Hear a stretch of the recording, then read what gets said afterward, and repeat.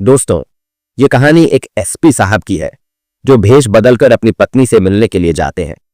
काफी समय से वह अपनी पत्नी किरण से अलग रह रहे थे, लेकिन जब वह भेष बदलकर किरण से मिलने पहुंचे और उसकी हालत देखी तो उनकी आंखों से आंसू रुकने का नाम नहीं ले रहे थे। आखिर ऐसा क्या हुआ था कि एसपी साहब को अपनी पत्नी से भेष बदलकर मिलना पड़ा? एसपी साहब और उनकी पत्नी के रिश्ते में दरार क्यों आई? एसपी साहब भेष बदलकर पत्नी से मिलने क्यों पहुंचे और उनकी पत्नी की हालत देखकर वह क्यों फूट फूट कर रोने लगे? इन सवालों का जवाब जानने के लिए इस कहानी को अंत तक जरूर देखें। लेकिन दोस्तों, आगे बढ़ने से पहले आपसे एक ही रिक्वेस्ट कि आप वीडियो को एक लाइक और चैनल को सब्सक्राइब जरूर करें। तो दोस्तों, महाराष्ट्र के एक छोटे से गांव में एक लड़की किरण अपने पिता के साथ रहती थी। किरण पढ़ाई में बहुत होशियार थी। उसकी मां का बचपन में ही देहांत हो गया था और उसके पिता ने ही उसे संभाला। उनके जीवन का सपना था कि किरण पढ़ लिखकर एक अच्छी सरकारी नौकरी करे। किरण ने अपने पिता के सपने को पूरा करने के लिए जी जान से मेहनत की। आखिरकार उसकी मेहनत रंग लाई और उसे एक सरकारी बैंक में क्लर्क की नौकरी मिल गई। नौकरी लगने के बाद उसके पिता ने उसकी शादी की चिंता करनी शुरू कर दी, क्योंकि आसपास के लोग बातें करने लगे थे। उन्होंने पास के शहर में एक लड़का ढूंढा जिसका नाम मुकेश था। मुकेश एक साइबर कैफे चलाता था और पढ़ाई में भी होशियार था। वह मेहनत कर रहा था और बड़े सपने देखता था। किरण के पिता को लगा कि मुकेश उनकी बेटी के लिए सही जीवन साथी है। उन्होंने किरण को मुकेश के बारे में बताया और वह शादी के लिए राजी हो गई। दोनों की शादी धूमधाम से हुई और किरण दुल्हन बनकर मुकेश के घर आ गई। शादी के बाद किरण ने पूरे परिवार का दिल जीत लिया। वह मुकेश से बहुत प्यार करती थी और उसके माता पिता की सेवा भी करती थी। साथ में अपनी बैंक की जॉब को भी कर रही थी। वहीं से अपनी ड्यूटी को जाया करती और इसी तरह से उनका समय व्यतीत हो रहा था। मुकेश, जो कि पढ़ने लिखने में काफी ज्यादा होशियार है, और तभी वह यूपीएसएससी का एग्जाम देने पहुंच जाता है। यूपीएसएससी का एग्जाम देने के बाद में वापस आ गया था।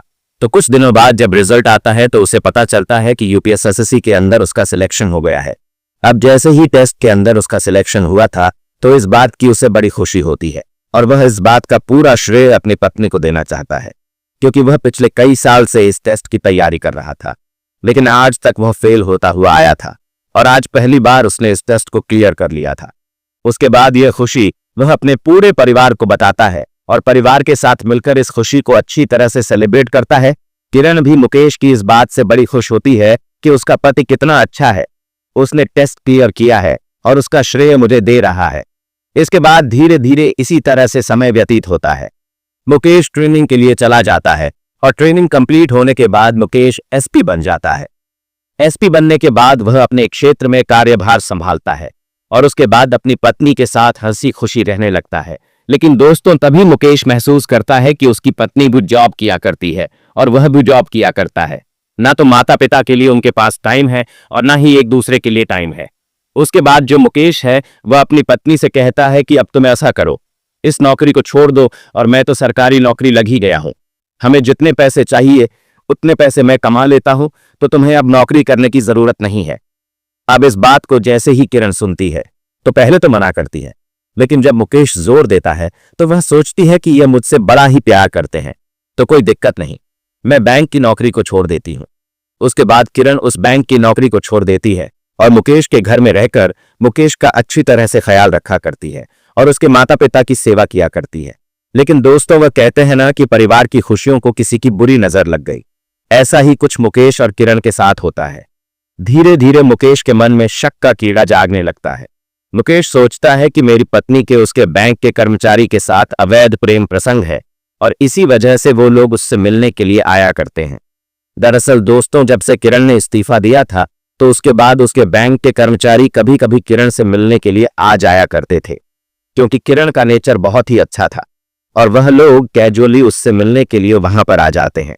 और इसके बाद जैसे ही यह बात मुकेश को पता चलती है तो यह बात अंदर ही अंदर उसे खटकने लगती है। धीरे धीरे मुकेश और किरण के बीच में मतभेद होने लगता है, लेकिन मुकेश कभी भी इस बात को जाहिर नहीं होने देता है। ऐसे ही करके कुछ दिन और बीत जाते हैं। तभी एक दिन मुकेश अपने साथियों के साथ पार्टी करने जाता है। पार्टी में वह शराब के नशे में डूब जाता है और बार बार यही सोचता रहता है कि उसकी पत्नी किरण चरित्रहीन है और अपने सहकर्मियों के साथ अवैध संबंध रखती है। शराब के नशे में डूबा मुकेश यह सब सोच सोच कर और गुस्से में भरता जाता है। शराब पीकर वह देर रात घर लौटता है। घर पहुंचते ही वह देखता है कि किरण का एक सहकर्मी उससे मिलने आया हुआ है और वे दोनों बात कर रहे हैं। यह देखते ही मुकेश आपा खो देता है। गुस्से में वह किरण पर चिल्लाने लगता है और उसे बुरी बुरी गालियां देने लगता है। यह देखकर किरण और उसका सहकर्मी हैरान रह जाते हैं। सहकर्मी स्थिति को समझते हुए वहां से चला जाता है, लेकिन मुकेश का गुस्सा शांत नहीं होता। मुकेश किरण पर चिल्लाता रहता है। किरण उसे समझाने की कोशिश करती है कि ऐसा कुछ भी नहीं है जैसा वह सोच रहा है। मुकेश के माता पिता भी उसे शांत करने की कोशिश करते हैं, लेकिन शराब के नशे में वह किसी की बात नहीं सुनता। नशे में वह अपना आपा खोकर किरण पर हाथ उठा देता है। इस घटना से आहत होकर किरण रात में ही अपने पिता को फोन करती है और कहती है, पिताजी, अब मैं इस घर में एक पल भी नहीं रुक सकती, कृपया मुझे यहां से ले जाइए। किरण का पिता तुरंत आता है और उसे रात में ही अपने साथ मायके ले जाता है। सुबह होते ही मुकेश का नशा उतरता है और उसे रात की सारी बातें याद आती हैं। हालांकि उसके मन में अब भी यह शक बना रहता है कि किरण का उसके सहकर्मियों के साथ कोई अवैध संबंध है। किरण मायके में रहती है और सोचती है कि मुकेश जल्द ही उसे लेने आएगा, लेकिन दिन बीतते जाते हैं और मुकेश कभी उसे वापस लाने नहीं जाता। किरण इस बात से बेहद आहत होती है। अंततः वह कोर्ट में तलाक का केस दर्ज कर देती है। केस की सुनवाई चलती है और आखिरकार कुछ दिनों बाद किरण और मुकेश का तलाक हो जाता है। तलाक के बाद मुकेश को यह एहसास होने लगता है कि उसने किस तरह अपने शक और गुस्से में अपना घर तोड़ दिया, लेकिन अब बहुत देर हो चुकी थी। किरण अपने जीवन में आगे बढ़ जाती है और मुकेश अकेला रह जाता है, अपनी गलतियों पर पछताते हुए। अब तलाक के बाद मुकेश अपने घर में रहता है और किरण अपने मायके में। मुकेश अभी भी किरण को ही अपने उजड़े हुए घर का जिम्मेदार मानता है। उसे लगता है कि किरण की वजह से उसका परिवार बर्बाद हुआ, जबकि किरण ने हर संभव कोशिश की थी कि उनका घर बसा रहे। उसने अपनी सरकारी बैंक की नौकरी तक छोड़ दी थी, लेकिन मुकेश ने उसकी कुर्बानी की कोई कदर नहीं की। धीरे धीरे उनके तलाक को 6 महीने बीत जाते हैं। एक दिन मुकेश सोचता है, कहीं ऐसा तो नहीं कि मैंने अपनी पत्नी पर बेवजह शक किया हो। यह सोचकर वह इस मामले की तहकीकात करने का फैसला करता है। कई दिनों की जांच पड़ताल के बाद मुकेश को पता चलता है कि किरण का अपने सहकर्मियों के साथ ऐसा कोई रिश्ता नहीं था जैसा वह समझ रहा था। वे केवल कैजुअली उससे मिलने आ जाया करते थे, क्योंकि किरण का स्वभाव बहुत अच्छा था। यह सच जानने के बाद मुकेश को अपनी गलती का एहसास होता है, लेकिन उसका घमंड उसे रोक लेता है। वह सोचने लगता है, अगर किरण निर्दोष थी तो उसे इस तरह रूठकर नहीं जाना चाहिए था। उसे सुबह तक रुककर मुझे समझाना चाहिए था। इसी घमंड के कारण मुकेश अब भी किरण को वापस लाने के लिए उसके मायके नहीं जाता। उधर किरण अपने पिता के साथ मायके में रह रही होती है। धीरे धीरे समय बीतता है। किरण के पिता इस बात से बहुत परेशान रहते हैं कि उनकी बेटी का घर टूट गया। वे अक्सर उससे कहते, बेटी, तुम दूसरी शादी कर लो, लेकिन किरण हर बार मना कर देती। वह कहती, पिताजी, शादी जिंदगी में एक बार होती है। मैंने एक बार शादी कर ली, अब मैं दोबारा शादी नहीं करूंगी। इस बात को लेकर किरण के पिता अंदर ही अंदर घुटते रहते थे। एक दिन अचानक उन्हें दिल का दौरा पड़ता है और उनकी मृत्यु हो जाती है। पिता की मृत्यु के बाद किरण पूरी तरह अकेली पड़ जाती है।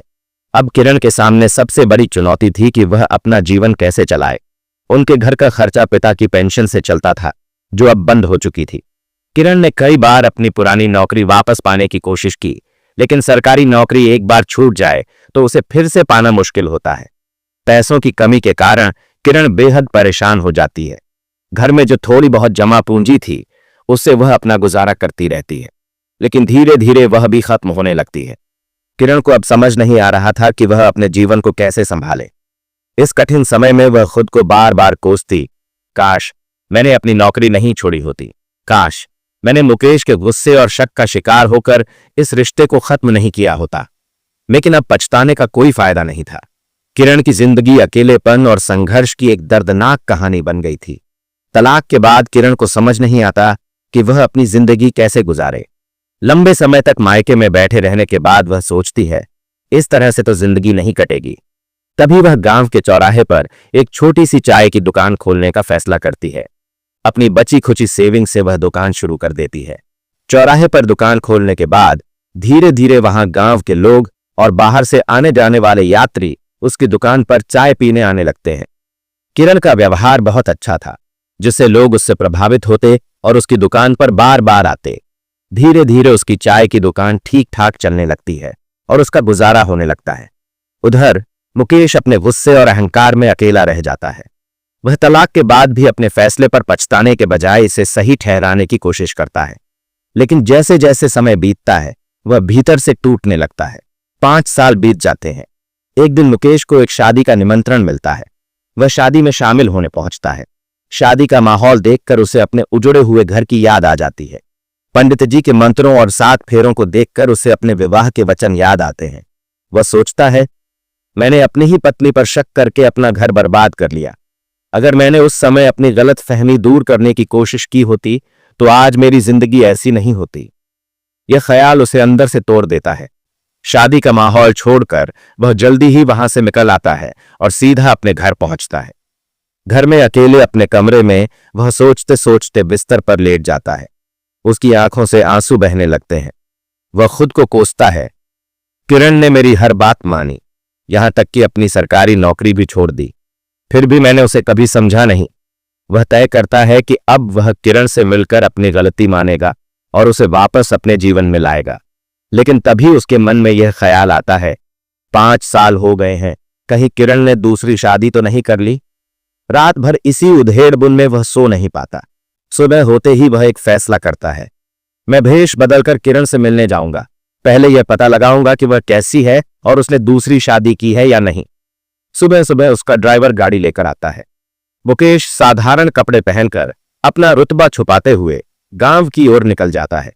वह सोचता है कि वह किरण की दुकान पर जाकर बिना पहचाने उससे बात करेगा और उसकी जिंदगी के बारे में जानने की कोशिश करेगा। गांव पहुंचकर मुकेश चौराहे पर स्थित किरण की दुकान के पास रुकता है।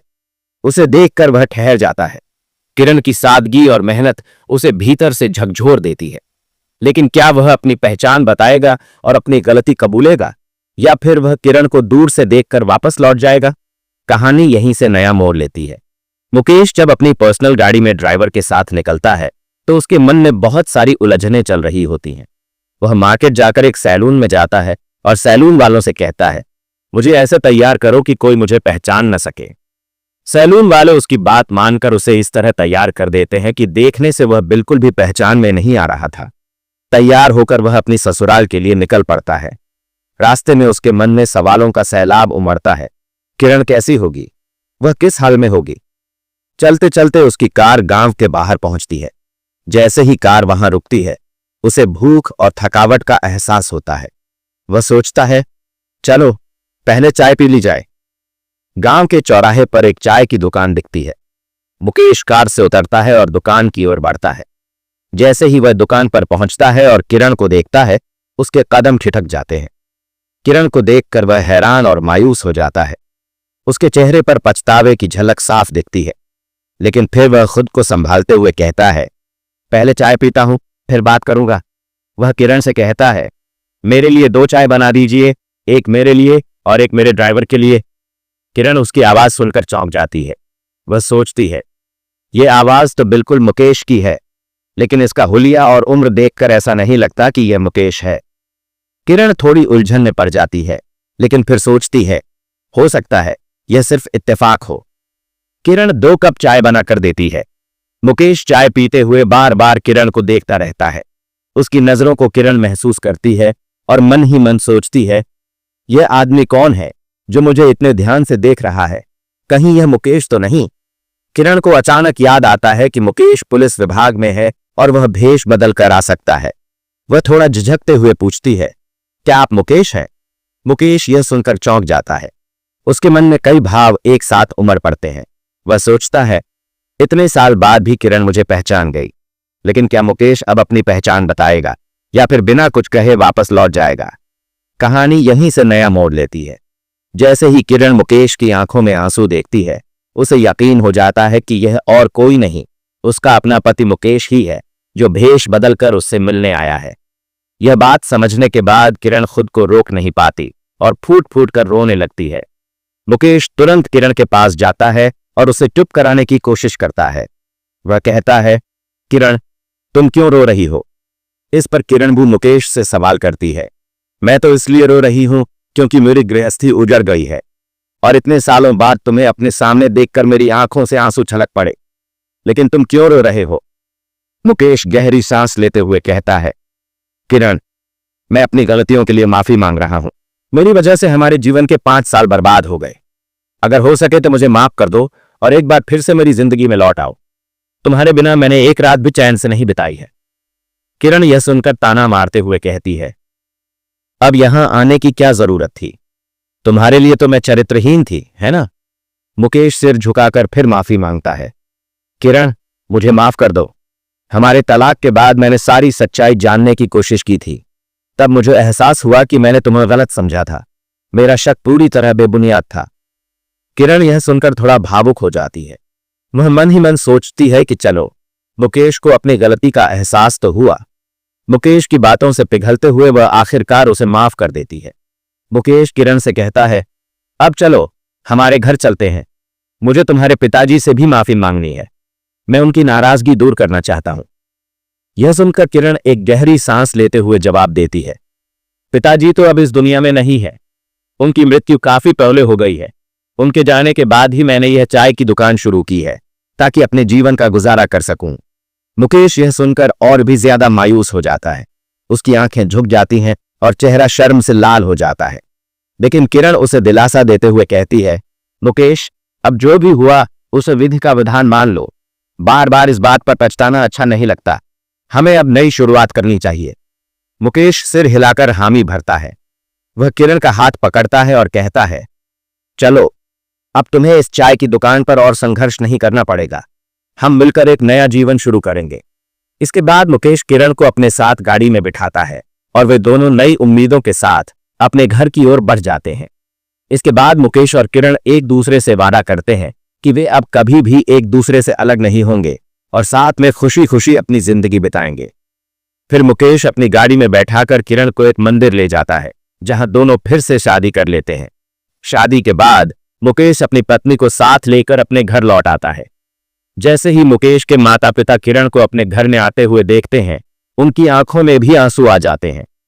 मुकेश के माता पिता ने उसे बहुत समझाया था, लेकिन मुकेश का घमंड और छोटे से शक ने उसकी जिंदगी को प्रभावित किया था, जिसके कारण उसने किरण से तलाक ले लिया था। दरअसल मुकेश के माता पिता को हमेशा ही किरण एक आदर्श बहू लगी थी, जो उनके साथ आदर और सम्मान से पेश आती थी और उनकी देखभाल करती थी। अब पूरा परिवार मिलकर खुशहाल जीवन जीने लगता है।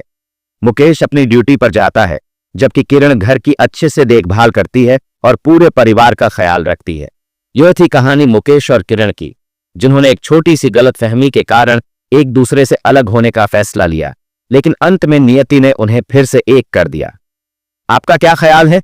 मुकेश के बारे में क्या सोचते हो और किरण के बारे में आपके विचार क्या हैं? आप अपनी राय कमेंट बॉक्स में लिख सकते हैं और इस कहानी को दूसरों के साथ भी शेयर कर सकते हैं। इस कहानी को सुनाने का उद्देश्य किसी को परेशान करना नहीं है, बल्कि इसका मकसद है कि आप इसे अपने जीवन में लागू कर सकें। जैसे कि इस कहानी में अगर मुकेश ने उस छोटे से शक पर विश्वास नहीं किया होता, तो उसकी और किरण की जिंदगी और उनका परिवार ज्यादा खुशहाल रहता। चलिए, मिलते हैं अगले वीडियो में नई कहानी के साथ। तब तक के लिए जय हिंद, जय भारत।